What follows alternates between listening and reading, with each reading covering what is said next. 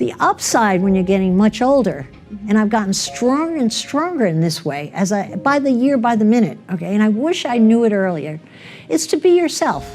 Because people, even if you're weird, a weirdo is often the most loved person in a team. I think if you could be yourself in all that it is, what typically happens is people like you because they can sense it's a real deal. It's the airs, the phoniness, the trying to impress, the insecurity, all the stuff that we all strive so hard for when we're young that gets in the way. You know, there was actually a 2-year period where I had my hair poofed up and didn't wash it all week to try to fit in with the society ladies, you know? But my scalp itched like crazy. I had to get rid of that haircut, you know, that poof thing once a week. Hello. The bouffant. All right? Yeah. And the only time my business ever fell behind was when I was so busy watching my competition. I analyzed everything. I had the listings on a chart by category, by size, who had what, who was my top, I was like a genius at my field. It was the only year of my whole career I never pushed the business ahead. I was so busy watching the next guy, wasn't watching me. Right? So being yourself, I would say, would be the most important thing. Carrie Chiang had, I would say, 90% of her business coming out of Taiwan because she spoke Taiwanese and she sold condominiums. And then one day I'm watching the news early and I see the Taiwanese stock market, if there's such a thing. Some big Taiwanese thing crashed. I'm sitting there like, oh my God, Carrie is going to be over here. She was producing single-handedly, I must have had maybe 150 salespeople at the time. She was single-handedly producing 80% of my income. This is important. All my eggs were in the Carrie basket.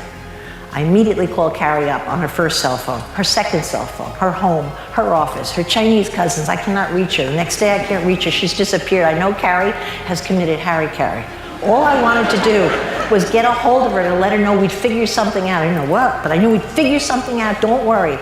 She finally marches into my office, as she always does, like she owns it. She always insulted me a little, but what the heck, she's making money, I'll settle. Marches into my office, I go, Carrie!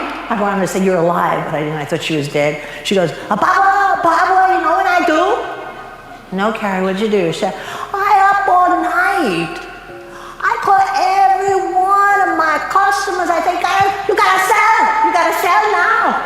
I got 132 listings. What do I have to say to that? Poetry in motion in sales. Can Carrie take a hit? She didn't let a hair grow under her foot or a grass hair or whatever those things are called. Bang! She saw the opportunity, and what do you think Carrie did? She hired 2 Japanese speaking assistants within, I'd say, a week and a half. How did she find them, right? Because the Japanese market was booming. And she had them as the interlayer. She showed apartments to the Japanese. And let me tell you, I found out in that chapter, the Japanese really don't like the Chinese. And they loved buying the Chinese apartments at a steep discount. And Carrie doubled her business. No one sells more property to the Japanese today than Carrie Chiang. No one sells more Chinese. And if anything happens to those markets, I'm sure she'll go to school and learn how to speak German or Russian or whatever the heck she has to learn how to do. A wonderful example of someone who takes a hit. Competitive. If I tell Jim from Cousins Maine Lobster, I don't have his picture here, but you know I talked about him before.